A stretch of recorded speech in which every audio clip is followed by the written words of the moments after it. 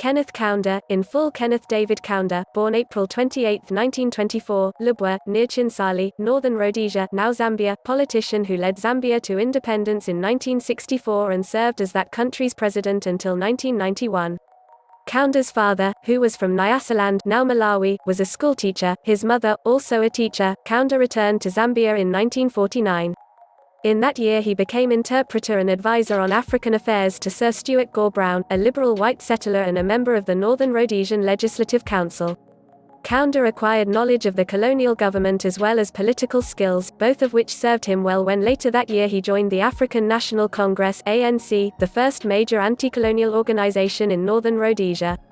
In the early 1950s, Kaunda became the ANC's Secretary General, functioning as its chief organizing officer, a role that brought him into close contact with the movement's rank and file.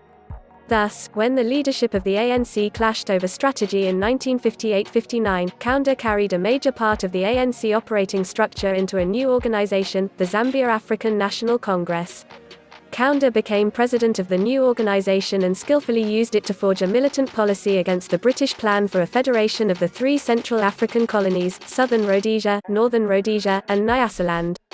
African leaders opposed and feared any such federation because it would tend to place ultimate power in the hands of a white minority of settlers. Kaunda employed the Zambia Congress as an instrument for executing what he called positive nonviolent action, a form of civil disobedience against the federation policy.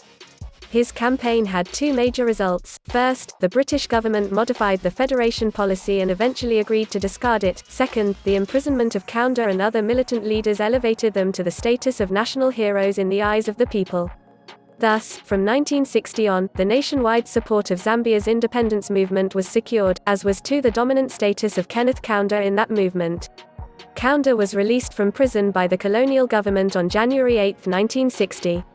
At the end of that month he was elected president of the United National Independence Party (UNIP), which had been formed in October 1959 by Mainza Chona, a militant nationalist who was disenchanted with the older ANC. The UNIP enjoyed spectacular growth, claiming 300,000 members by June 1960.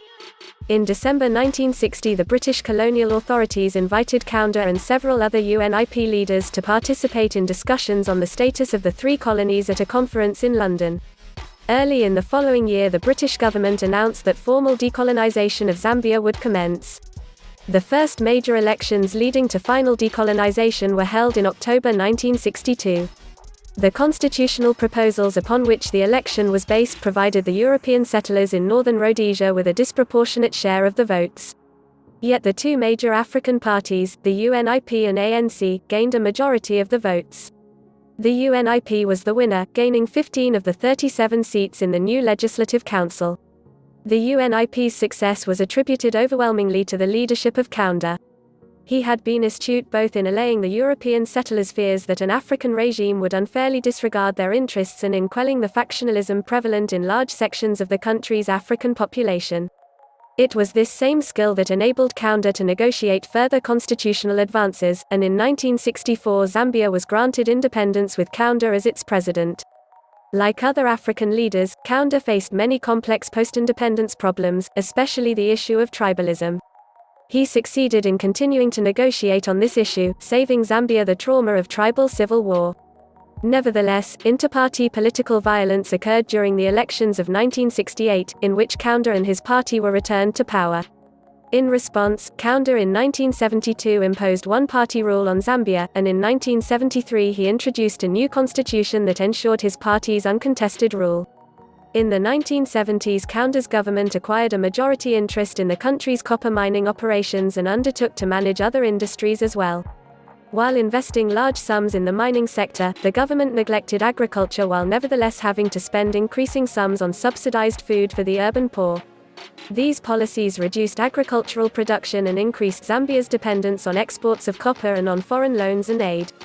From the 1970s on, the result of these policies was the progressive impoverishment of Zambia. Unemployment rose, living standards steadily declined, and the provision of education and other social services decayed.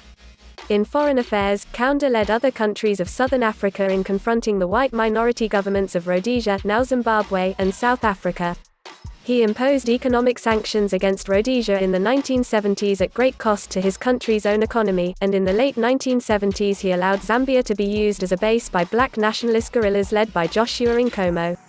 In 1976 Kaunda assumed emergency powers, and he was re-elected as president in one-candidate elections in 1978 and 1983. Several attempted coups against him in the early 1980s were squelched. The Zambian economy continued to deteriorate owing to a fall in the world price of copper, Zambia's chief export, the rising price of oil, its chief import, the withdrawal of foreign aid and investment by developed countries, and worsening corruption within Kaunda's government. With public dissatisfaction mounting and a credible political opposition in the process of formation, Kaunda in 1990 legalized opposition parties and set the stage for free, multi-party elections in 1991. In the elections, held late that year, Kaunda and the UNIP were defeated by the Movement for Multi-Party Democracy (MMD) in a landslide. Kaunda's successor, Frederick Chiluba, took office on November 2, 1991. After leaving office, Kaunda clashed frequently with Chiluba's government and the MMD. He planned to run against Chiluba in the 1996 presidential election but was barred from doing so after constitutional amendments were passed that made him ineligible. On December 25, 1997, Kaunda was arrested on charges of inciting an attempted coup that had occurred earlier that year in October. He was released 6 days later, but he was placed under house arrest until all charges were withdrawn in June 1998. The next month, Kaunda announced that he would resign from his role as UNIP's president once a successor was chosen. However, the lack of agreement regarding his successor caused a rift within the UNIP, and ultimately Kaunda did not resign until 2000. In March 1999 a judge ruled that Kaunda should be stripped of his Zambian citizenship because his parents were from Malawi and, furthermore, because of that fact, Kaunda had held office illegally for most of his period in government. Kaunda mounted a challenge, and his citizenship was restored the next year when the petition that generated the court ruling was withdrawn.